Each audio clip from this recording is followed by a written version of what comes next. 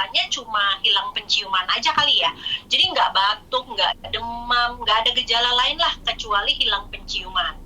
Nah, waktu itu Numa sih kalau malam tidur sama aku. Karena kalau malam tuh saat-saat kritisnya Numa. Jadi kalau misalnya siang dia bisa tuh di luar dijagain sama kakaknya, dijagain sama tantenya seharian, ngemil, makan, minum air.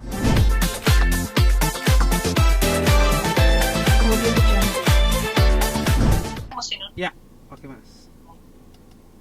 Ya. Oke. Ya, oke. Mbak Mona mungkin cerita dong kondisinya sekarang gimana Mbak mungkin? Mbak Mona dan Mas Indra kondisinya Alhamdulillah gimana? sehat sih. Alhamdulillah sehat, aku sama Indra. Tapi ya gitu, belum bisa vaksin, nungguin sebentar lagi sih ya, akhir bulan ini. 3 bulan setelah kita COVID baru bisa vaksin. Tapi alhamdulillah semuanya keluarga sehat sih. Oke, mungkin cerita sedikit Mbak, selama kemarin mungkin isolasi sendiri, seperti apa sih perjuangannya Mbak mungkin Mbak? Perjuangannya lumayan berat gitu ya, karena kan memang semua orang juga belum pernah mengalami pandemi ini gitu kan. Ya, sama waktu zamannya kita 3 bulan yang lalu itu sosialisasi tentang COVID tuh cuma paling tentang berapa banyak rumah sakit yang terisi, berapa banyak orang yang terjangkit COVID. Nah, begitu kita waktu itu COVID, kita tuh bingung sebenarnya isoman itu seperti apa yang harus terus dilakukan. SOP-nya kayak apa? Terus kita harus kontak siapa dulu, terus gimana cara berobatnya segala macam tuh sebenarnya kita bingung tuh waktu itu awalnya begitu sih. Udah gitu ya kita coba cari-cari tahu lah ya waktu itu. Kalau sekarang alhamdulillah sosialisasinya udah banyak banget gimana cara isoman dan harus kontak kemana segala macam. Walaupun sebelumnya sih memang pada saat kita masih sehat dan pandemi ini udah ada, kita tuh sebenarnya sudah merencanakan gitu, kita plan. Jadi kalau ada salah satu dari kita, momennya Yanda, nanti gimana nih yang ada di rumah siapa, yang harus keluar, yang harus pindah tempat lah, maksudnya untuk mengamankan di itu siapa. Udah kita rencanain semua, kalau aku sama Bunda kena gimana, kalau anak-anak kena seperti apa, itu sudah kita rencanakan di sebelum kita kena COVID gitu. Begitu benar-benar kejadian, itu blank semuanya, udah benar-benar kita nggak tahu harus seperti apa. Terus aku sempat ngobrol sama Mama juga, gimana nih saya, waktu itu kan aku dulu yang kena kan. Untungnya aku tuh syuting, setiap syuting itu 3 hari sekali itu dilakukan antigen, swab antigen gitu dan PCR gitu. Nah pada saat itu memang di lokasi syutingku itu lumayan ketat banget, tapi ya kita nggak tahu kecolongan juga gitu ya. Jadi aku kena, terus aku sama Mona itu awalnya waktu pertama kali Indra tes itu aku juga ikutan tes tuh jadi sebelum keluarga yang lain tes kita berdua dulu tes. Terus Indra positif, aku masih negatif tuh waktu itu. Jadi ya udah Indra isolasi sendiri di kamar, aku masih jagain anak-anak segala macam. Karena waktu itu masih OTG ya sayangnya. Iya, Indra masih OTG gitu. Terus ternyata 5 hari kemudian situasinya semakin memburuk, dari batuk-batuk ringan sampai batuknya tuh batuk hebat banget. Indra juga terus demam segala macam lah ya, kamunya pusing, sakit badan, tulang sakit segala macam, batuknya makin hebat tuh. Nah begitu kondisinya kayaknya juga udah nggak oke, akhirnya memutuskan ke rumah sakit untuk foto toraks, cek darah segala macam semuanya. Ternyata parunya Indra tuh udah berkabut, terus diputuskan sama rumah sakit Indra harus dirawat tuh. Nah begitu Indra dirawat, aku jadi parno nih, aduh aku tuh bener-bener aman nggak ya gitu. Coba tes lagi deh gitu. Masa sih Indra positif, aku tetap negatif gitu. Kita kan bareng terus, itu sekamar segala macam. Jadi aku coba cek lagi 5 hari setelah aku cek pertama, aku cek lagi ternyata aku positif juga gitu. Jadi Indra ke rumah sakit, gantian aku yang isoman di kamar. Sebagian keluarga diungsiin. Tapi Mima anakku yang paling besar masih stay di rumah sama ada sepupu aku karena mesti berstrategi jagain Numa nih gimana gitu. Numa kan masih bayi, masih nyusuin, terus kalau malam-malam gak nyusuin dia bisa ngamuk banget. Gak ada yang berani handle Numa tanpa aku gitu karena dia tuh nggak ngempeng, terus full ASI juga kan agak susah ya pindah ke misalnya ke susu formula atau apa kan memang butuh penyesuaian juga buat numanya gitu. Jadi ya udah akhirnya kondisinya begitu. Yang paling berat sih sebenarnya walaupun ya sakitnya sih berat ya, cuma menurut aku lebih berat lagi nggak ketemu anak-anak ya hampir sebulan.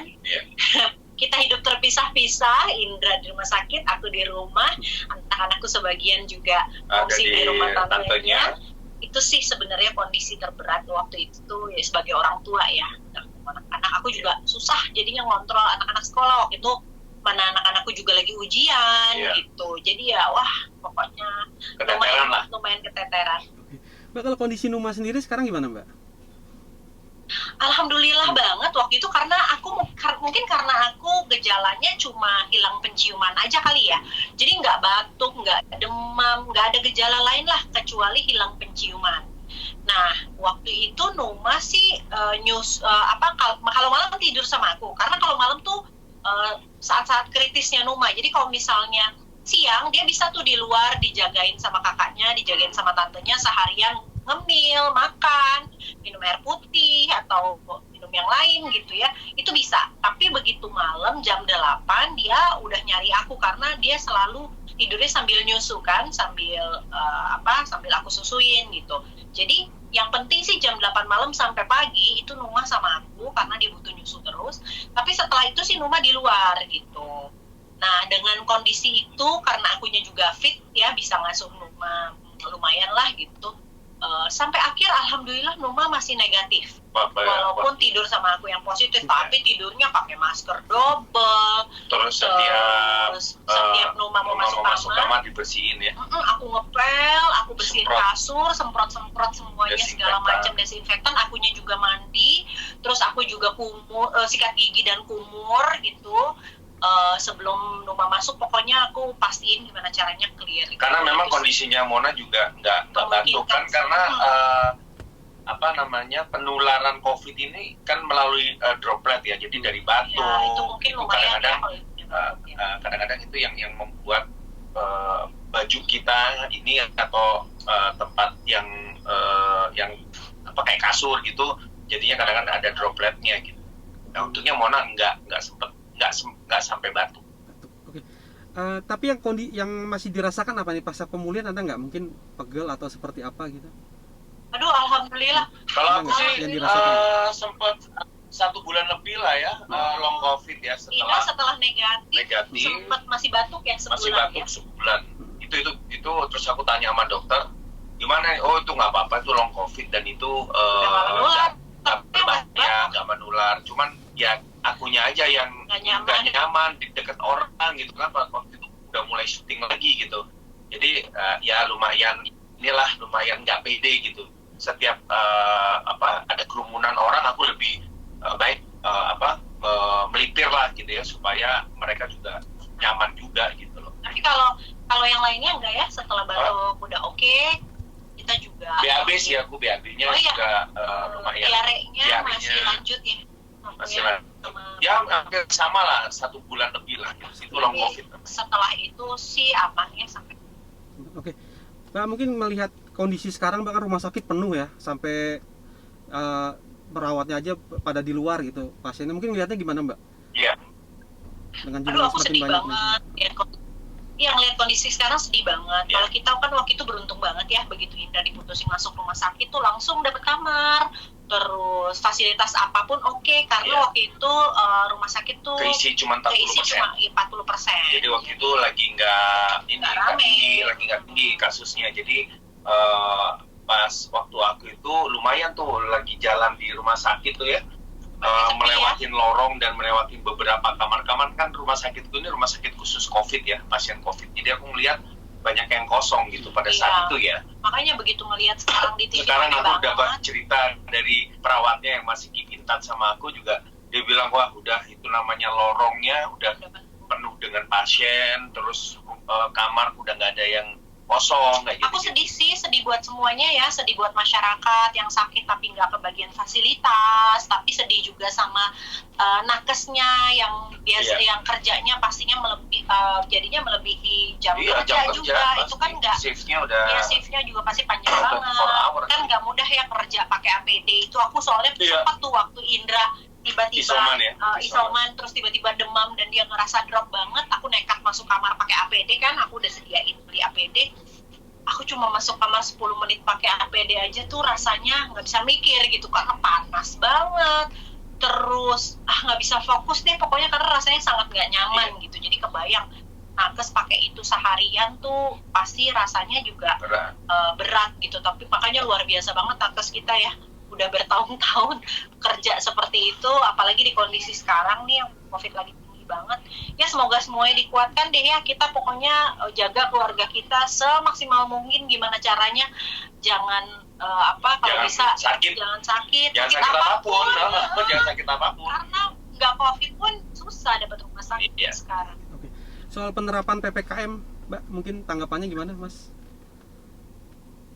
Cukup bagus sih. Aku sih intinya gini, karena kita ini penyintas ya dan kita alumni COVID, jadi melihat kondisi sekarang yang meningkat dengan varian baru ini, itu sepertinya memang udah saatnya kita benar-benar lebih memperketat prokes kita gitu, karena ngelihat cara penularannya juga sangat mudah gitu kan, si varian Delta ini. Terus udah gitu kondisi rumah sakit yang sekarang udah terisi mungkin lebih dari 100% mungkin sekarang ya. Jadi aku sih cukup setuju sih dengan ada PPKM. Ya walaupun kalau nggak nyaman sebagai masyarakat ya pasti nggak nyaman. Iya benar. Kegiatan terbatas, kita juga punya bisnis yang akhirnya bisnis yang drop gitu kan. Sama mungkin masyarakat yang lain juga. Tapi walau bagaimanapun ini memang keputusan yang sangat sulit diputuskan ya. Prioritasnya sih menurut aku melihat kondisinya seserem ini ya, kayak prioritasnya memang yang penting angka COVID-nya turun dulu ya, karena memang kita lihat sendiri ya, bahkan bukan cuma di berita. Kalau kemarin kan kayaknya cuma lihat di berita gitu, kalau sekarang benar-benar seliweran di Instagram, innalillahi itu setiap hari butuh donor plasma juga setiap hari gitu. Dan bahkan di jalanan itu suara ambulans suka berhenti dalam setiap hari. Betul. Jadi memang langsung sih kita rasain di kehidupan kita sendiri ya, bukan cuma lihat di berita-berita aja bahwa emang kondisinya memang udah cukup memprihatinkan. Oke. Mbak, mungkin tanggapannya gimana? Banyak teman artis kan yang terpapar COVID juga, Mbak, bahkan sampai ada yang meninggal gitu. Mungkin menanggapinya gimana, Mas dan Mbak? Aduh, ya Mas Disi cukup prihatin ya, cukup prihatin dengan kondisi ini gitu, melihat teman-teman kita udah ada yang tadi ya, ada yang udah meninggal, terus ada baru yang mulai gitu ya. Cuman ya itu tadi, kalau bicara mengenai pandemi ini itu nggak pandang bulu siapapun dan status apapun itu ya, itu semuanya harus benar-benar ekstra hati-hati dengan COVID ini. Iya, aku lihat yang masih kerja ada potensi kena, yang udah di rumah aja tetap ada potensi kena. Misalnya dari orang rumahnya yang masih beraktivitas di luar, misalnya harus ke pasar atau ngapain gitu ya, atau mungkin ada asisten rumah tangga yang nggak stay di rumah, segala macam ada aja gitu celahnya gitu. Memang ya namanya juga pandemi ya, udah COVID-nya juga udah di mana-mana gitu ya, jadi emang bisa kena ke siapa aja sih. Cuma aku seneng ya sama teman-teman artis yang ikutan berbagi.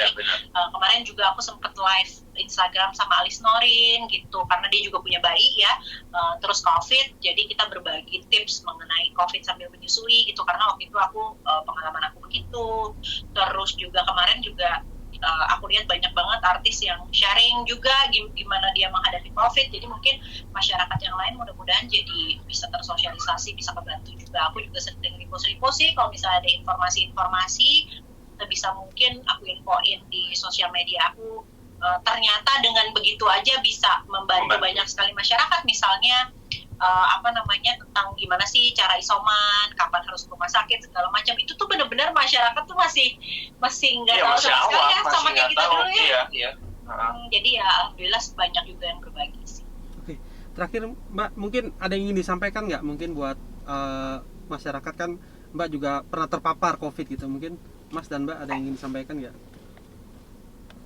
Ya, untuk teman-teman semuanya yang sekarang sedang COVID atau mungkin yang keluarganya sedang COVID, rasanya pasti nggak nyaman banget. Tetap semangat karena COVID itu harus dilawan dengan santai. Kita berdua tuh fokusnya adalah berusaha untuk santai ya, mengesampingkan semua masalah yang ada. Pokoknya fokus supaya kita bisa menghadapi COVID ini dengan dengan jiwa yang tenang gitu. Walaupun sebenarnya kalau dipikir-pikir waktu itu pisah dari anak-anak, yang satu ujiannya keteteran, yang satu pokoknya nggak karu-karuan sebenarnya sih ya. Cuma memang berusaha untuk menghadapi semuanya dengan tenang, karena apalagi buat keluarga ya, itu COVID itu sangat nggak mudah gitu. Jadi ya semoga keluarga Indonesia semuanya kuat menghadapi badai ini. Dan kami ikut mendoakan dan nggak stres ya. Kami ikut mendoakan semoga badainya cepat berlalu ya. Amin. Oke, Mbak Mona, Mas Indra, terima kasih atas waktunya. Iya.